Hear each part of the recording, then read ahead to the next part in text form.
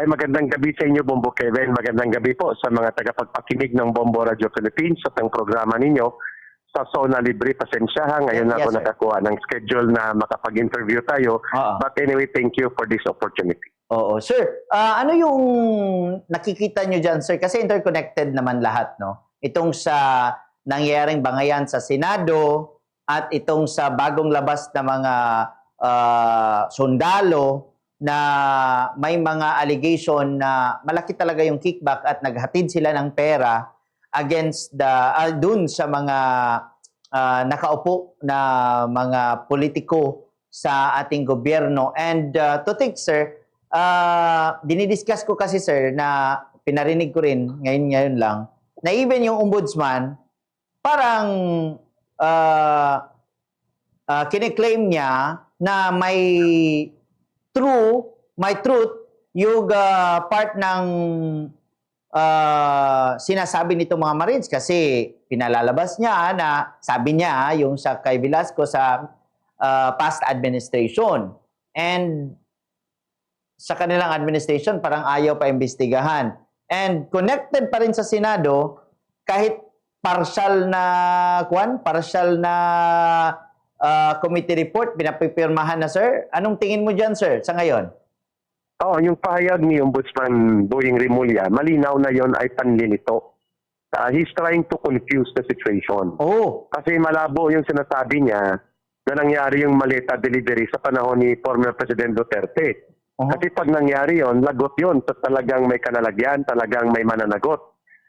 Mayroon sigurong mga problem sa infrastructure projects, sa substandard, yung mga commission tag 10%, pwedeng nangyari yon. Pero yung malakihan, by the hundreds of billions of pesos to trillions of pesos na nagdi-deliver ng tunay-tunilada na pera at mga mali-maleta, malabo yun na nangyari sa panahon ni Pangulong Duterte. Una, sinabi mismo na mag-asawang Vizcaya when they were under investigation sa Senate, sinabi nila na napakahirap kumita ng ganon kalaki na mga kickback sa panahon ni former President Duterte sapagkat nakakatakot ng urakot during the time of administration of Duterte dahil may kalalagyan ka.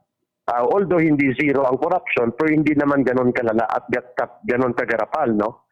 Ang pinopoint out nila na nung umupo na itong bagong administration, si Marcos at sila Romualdez, mas naging sistematiko, naging madali at naging malawakan ang pagpapatupad ng pangungurakot at pandarambong.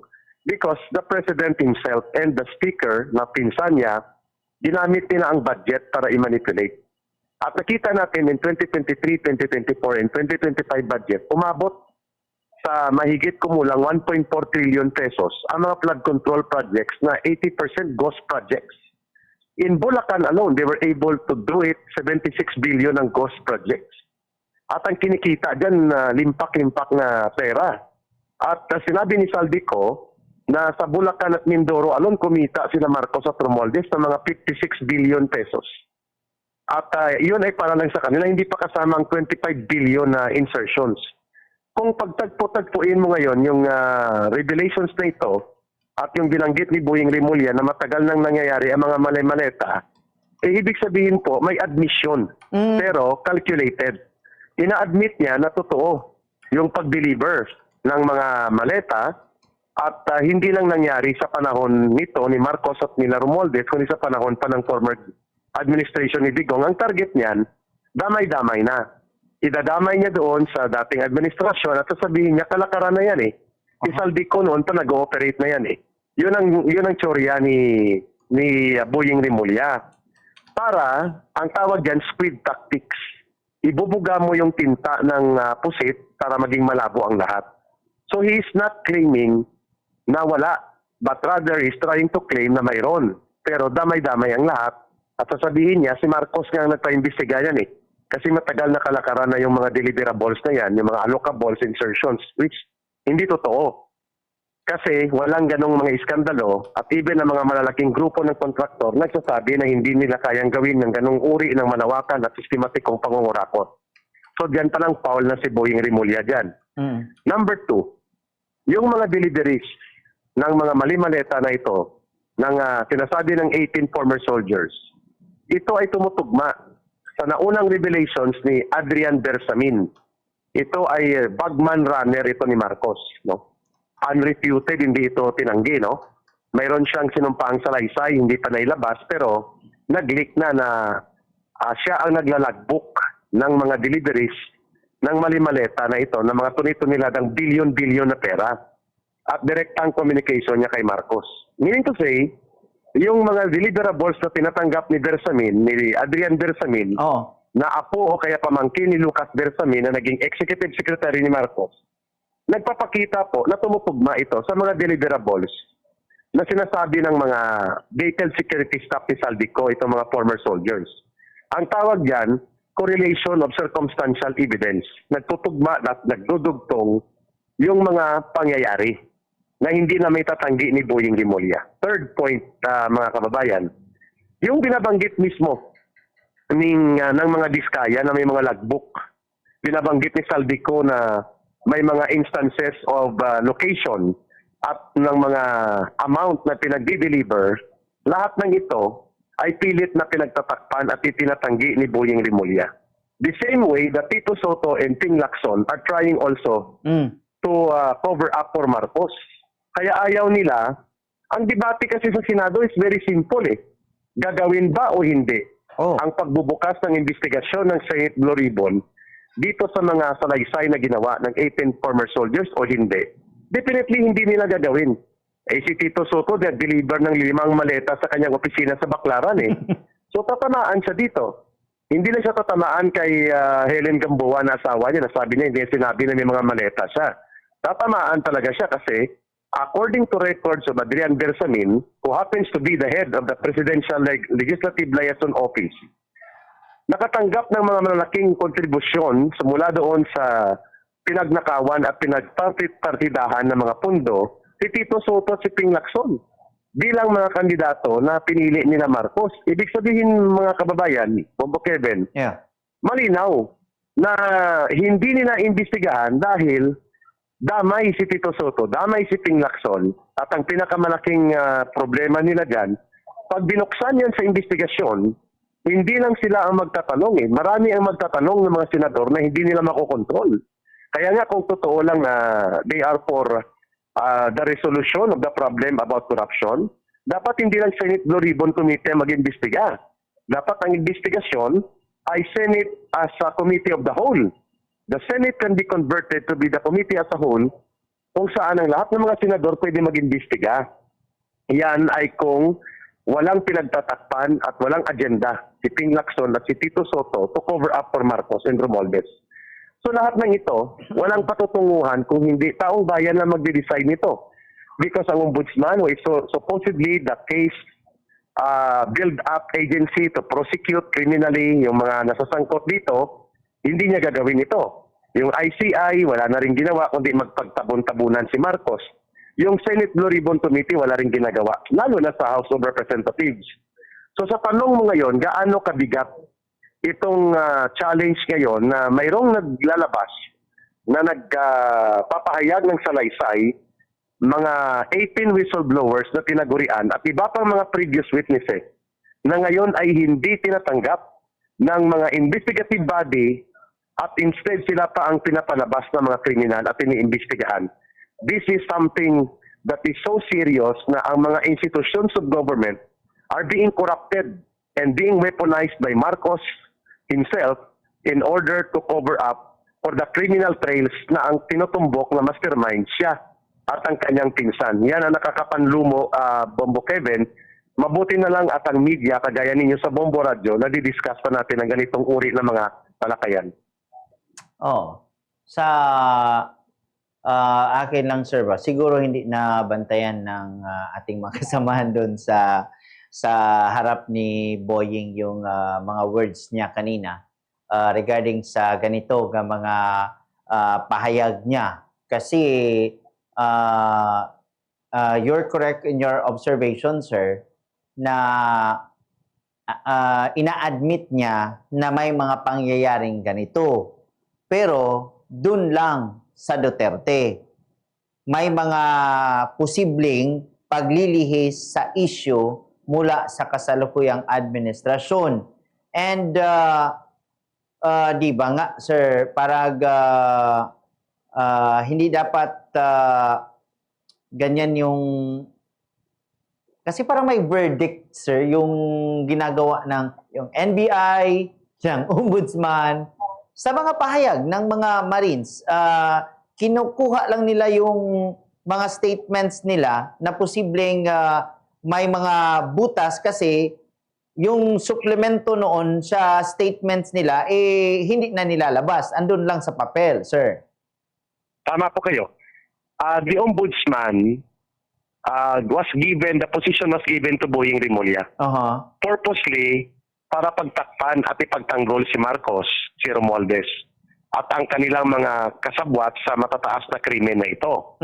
So we do not expect Boying Rimulya to seriously and objectively investigate para mag-build ng kaso. Kung hindi, doon lang siya mag-build ng kaso laban kay Saldico, doon sa mga ilang mga senador na kalaban nila at gusto nilang pigain like Escudero, si Jingoy Estrada, at saka si Joel Villanueva, among others. No? Pero yung pinakabuod ng mastermind ng conspiracy na ito, hindi niya gagawin yon. Kaya nga inililihis niya, squid tactics, ipinapalabo niya yung usapin at kunwari ang mga korupsyon na ito na kinasasangkutan nila Saldico ay nangyari at nagaganap noong panahon pa ni Pangulong Duterte. But hindi na yun papatok sa taong bayan eh. Kasi in 2023, 2024, and 2025, diyan ang mga malalaking korupsyon na itinuturo ng mga contractors. Ang ghost projects, ang pagkakaroon ng Yusek Cabral na talaga namang siya ang pinakamalalim na nagkaroon ng ugnayan kung paano ikamada ang mga proyekto, pagkakitaan, ibenta, si Yusek Bernardo, Henry Alcantara, all of these personalities at yung deliveries ng mga maleta sumambulat sa panahon ni Marcos.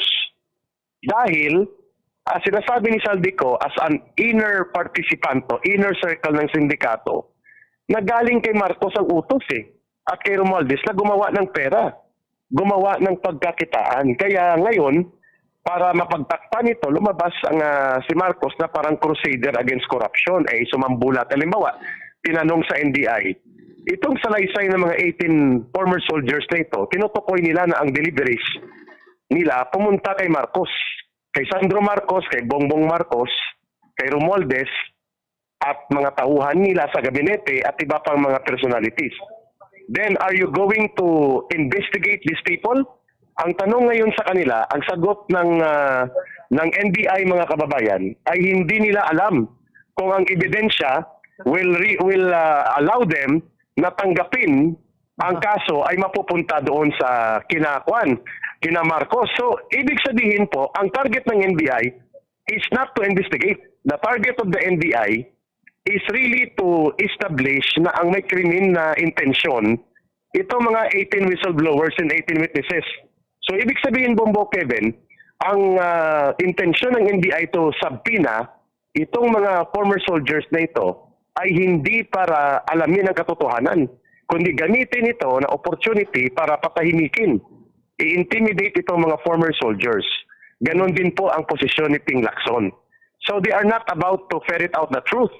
They are out there, si Ping Lacson, sila Tito Soto, ang NBI, at si Boying Rimulya to cover up the criminal trails, pointing to the mastermind accountability of Marcos and Romualdez. Even nga yung sa NBI, nagsasalita na siya, no? Nagpapalabas na si Matibag. May mga pasiunang... Si Matibag, may mga pasiunang information. Pero yung nangyari lang pala yung unang pagpunta sa NBI is pag-confirm ng kanilang mga identities. Wherein, na-confirm ang kanilang mga identities. Tapos sinisira nila sa harap ng mga tao. Nag-a-advance sila ng statement tapos may mga identities pala talaga. Yun ang problema, Bombo Kevin, sapagkat the subpoena was only intended to validate and verify the identities. Pero yung komentaryo ng NBI director ay tungkol sa substance ng affidavit. Sabi niya, mukhang wala namang katotohanan ng affidavit, mukhang ginamit lang o may gumagamit lang sa kanila, at dahil nga wala na silang kita mula kay Saldico, napilitan silang magpagamit. Oh. Parang ganun ang tono ni Matibag, no? That is a very irresponsible statement from a head of an agency that is supposedly imbued with the authority to investigate high crimes. So ang nangyayari ngayon, ang NBI has been reduced to be an instrument to cover up for Marcos and Romualdez instead of establishing the truth. So hindi nila masagot, mga kababayan, ng challenge sila ni Atty. Topacio at nila Atty. Baligod, nila former Congressman Mike Defensor, harap-harapan, sinabihan sila, are you ready also to issue subpoena and call and investigate those names mentioned in the affidavit? Ang sagot nila, tingnan natin kung ang ebidensya papunta doon sa kanila, palusot. So, nakakahiya itong NBI, tama ka sa observation mo, Bombo Kevin, nang binanggit nila na tinitingnan pa nila kung may ebidensya ito, pero ngayon, hinuhusgahan na ni Matibag, ang NBI director, hinuhusgahan na rin ni Boying Rimulya na destabilization lang ito eh. May gumagamit lang sa mga former 18 soldiers na ito. That is very erroneous, mali po yun. Oh. They're attracting their attention towards the personalities, but they are not giving attention to the substance of the allegation. At yan ay mangyayari lamang kung magkaroon ng investigation na tama, case build-up process, and objective presentation ng mga testimonies in a public forum, transparent to the people to see. Yun ang iniiwasan gawin ng gobyerno ni Marcos at Romualdez. And nakikita ko, sir, parang paguran ito eh. Paguran. In the sense na NBI, investigahan ka. Ombudsman, gusto ka ring interviewin. Ang dami ng mga taong posibleng mag-question sa'yo. And where in fact, gusto lang sigurong tumulong nito mga 18 ito na magbigay linaw sa mga nangyaring posibleng nakawan sa ngayong administrasyon and posible rin sa dating administrasyon, sir. Di ba, ikaw, sir, kung magreklamo tayo o interviewin pa tayo ng police, NBI, ombudsman pa, dami-dami. So, posibleng aatras yung tao pag ganyan, sir? That is correct. The purpose of coming to the authorities like police, the NBI, or the DOJ to submit a complaint is for you to help establish the truth in the case or to find justice. Yun ang purpose, naghahanap ka ng katarungan. Pero pagdating doon, kung i-question ang motibo mo, bit-bit mo na nga ang salaysay. At ang kanilang mga pagsasalaysay ay nanggaling sa kanilang direct participation, actual personal knowledge. So sino tayo, sino ang NBI, sino ang DOJ o ang ombudsman para husgahan ang kanilang direktang kaalaman at aktual na partisipasyon sa sindikato ni Saldico, na ang sindikato ni Saldico ay kadugtong ng sindikato ni Marcos at Romualdez. Yan ay malaking katanungan. Who are they? Si Matibag, si Rimulya, and even si Lacson, who are they to question the motivation and the purpose of these people na nagtataya ng kanilang seguridad, ng kanilang kaligtasan, ng kanilang pamilya, na maapektuhan na ang kanilang hinahanap motibo, hindi ang katotohanan. Kung motibo, lahat ng tao may motibo. But the immediate reason kung bakit sila pumupunta sa NBI at pumupunta ngayon sa DOJ o sa Ombudsman, kasi may alam sila sa krimen. Nobody is denying na mayroong nangyari na 1.4 or 1.5 trillion pesos na pagnanakaw sa kaban ng bayan. And here comes those na nag-deliver nitong pinagparti-partihan ng pinagnakawan na pera, ayaw pakinggan, ayaw imbestigahan, ayaw bigyan ng pagkakataon na tulungan sila na ma-establish ang katotohanan. Therefore, wala nang ibang nakikita tayong dahilan dahil pinagtatakpan, pinagtatabun-tabunan at pinapalusot si Marcos at sila Romualdez. Kaya ayaw nila ang mga nagbibitbit ng katotohanan. Yun ang kinakasuhan. Yun ang inaharas. Yun ang tinatakot. And this is exactly what we are experiencing right now dito sa ating mga kawawang mga dating sundalo at mga naging bahagi ngayon ng mga whistleblowers. And even yung sa mga yung laman talaga, yung laman ng mga affidavit, yung pina-question, yung sa, di ba, sa airplane or sa yung logbook daw ng biyahe, 2020 to 2025. And my point din yun si Baligod, si Attorney Baligod, na bakit hindi daw isinama yung 2022 or 2021 baka, sir, ba? Opo. Pero yun ang punto natin eh. All of this, Bumbo Kevin, can be established. All of this can be presented as facts in a matter of investigation. Kung gusto talaga nilang investigahan, kung nagsasabi ba ng totoo o nagsisinungaling ang mga whistleblowers at witnesses na ito. Kung iimbestigahan, pero kung hindi, edi ibig sabihin po, Bumbo Kevin, mayroon talagang problema. May problema sa value of information at may problema kung paano nila binibigyan ng importance ang ganitong uri ng kabigat na seryoso na problema. So ibig kong sabihin, Bumbo Kevin, when the President himself and his government is run like a big syndicate, a big criminal syndicate, it means mayroon po talagang attempt na lahat ng gustong magsiwalat at magsalita tungkol dito ay pwedeng patahimikin. Exactly why we are now very concerned na baka may masama pang mangyayari, kakasuhan sila o kaya may iba pang gagawin laban sa kanila. Di ka ba nagtataka, Bumbo Kevin, mga kababayan, di ba kayo nagtataka na ang nakakaalam ng mga proyekto, pinagpartihan ng proyekto, sana punta, magkanong kinita, sa DPWH ay bigla na lang pong naging patay na, naging bangkay na o nawala na si Jose Cabral. Ito po ay mga katanungan na nagpapakita ng isang napakalaking misteryo ngayon that the government right now is acting like a big mafia syndicate or cartel nga ang dati nating interview. Parang cartel ito sa droga o ito naman cartel sa pangungurakot.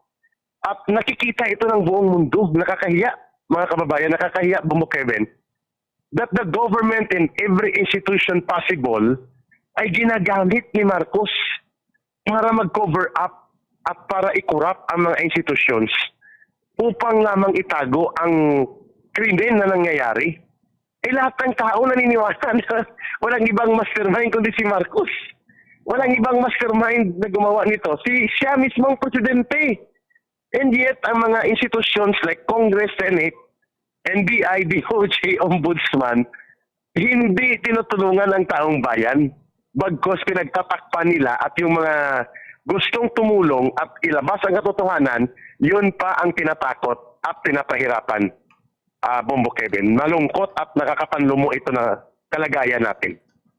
Pero sir, may mga nag-react ka. Basahin ko lang sir kasi part pa rin dito sa ating mga pinag-uusapan. Sabi ni Sir Albert Hinugin, 18 Marines hinahanapan ng isang affidavit. Hindi lang isang affidavit ang pinirmahan nilang lahat. Ayaw ng NBI gamitin lang sa politika ang kanilang opisina. NBI isa-isahin kasama ang abogado. Kasama ng abogado ng 18 Marines upang marinig ang kanilang ginawang paghatid. Sino ang tumanggap ng maleta, even si Defensor sinasabing sangkot dahil sa sasakyan na ginamit na sinakyan ng mga Marines. Pero, di ba sir, si Defensor answered the subpoena. Oo. At para sa akin, kung ako may sasakyan at hihiramin ng mga Marines, kung ako may sasakyan, ipapahiram ko rin. Ang tanong natin kay Ginoong Albert, why? Are they criminals? Are they doing criminal acts for revealing the truth in their actual participation in the operations of criminal plunder and corruption? Criminal din ba sila? Sila nga gustong tumulong dahil ginamit sila ng sindikato. Pero kung saan involved si Saldico. Nag-answer naman din sila sa NBI. And yes. Nakita ko rin na even si Attorney Baligod, sabi niya, they would, wala lang daw date pa yung sa ombudsman. They would answer, meaning, they're open to be examined. Yes, that is correct.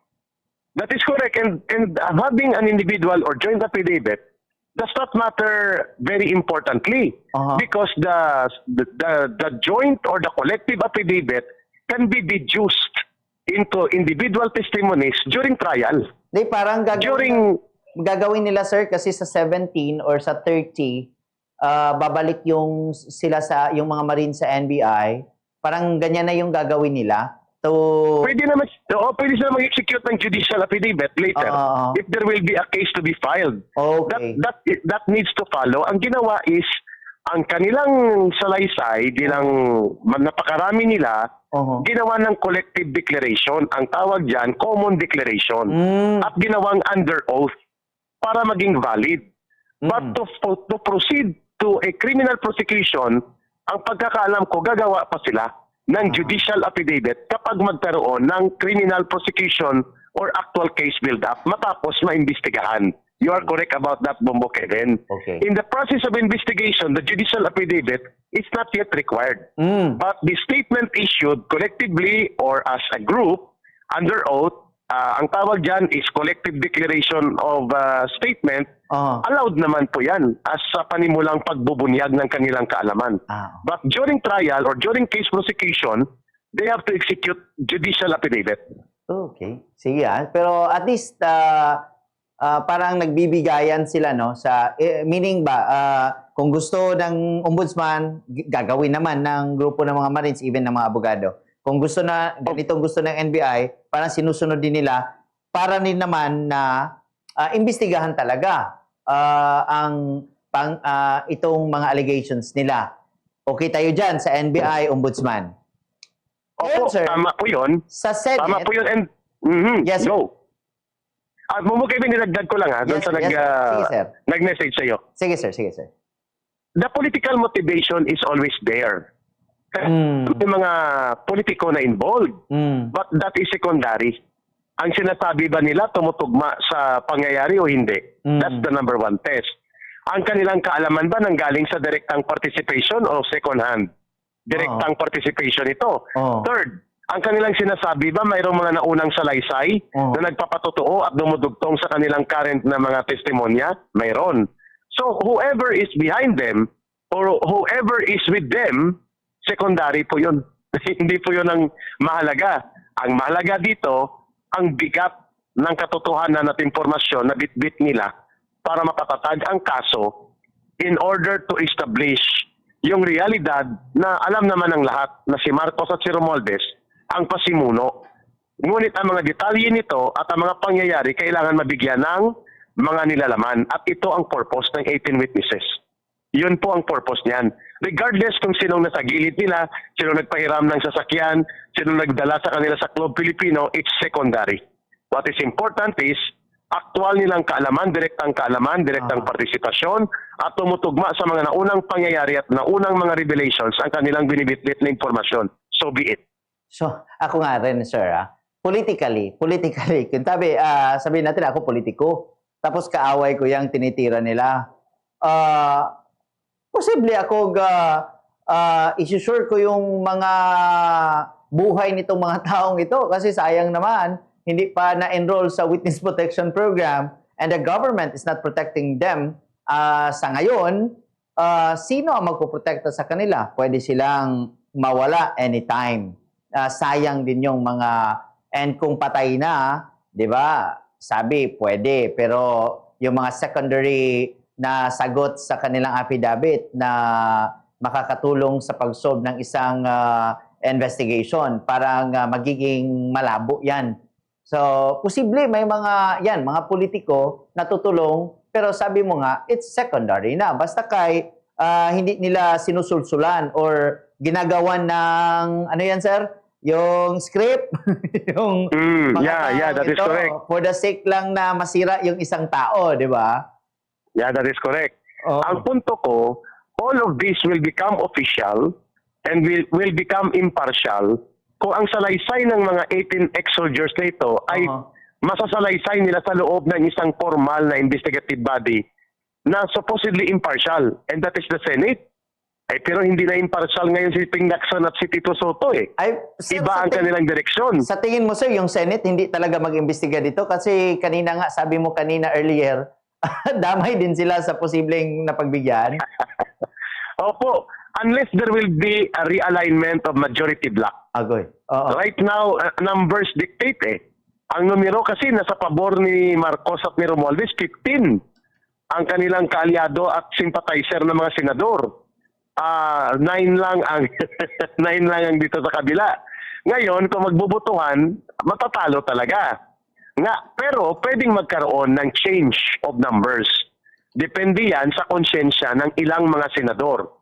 Malay natin, baka lumipat bigla ang magkapatid na Villar at si Pia Cayetano sumama dito sa minority, di magiging 12 sila. O isa na lang kulang. So that can happen. Anytime the investigation can be opened. Ang punto ko, other than the institutions right now, the only hope supposedly is the Senate.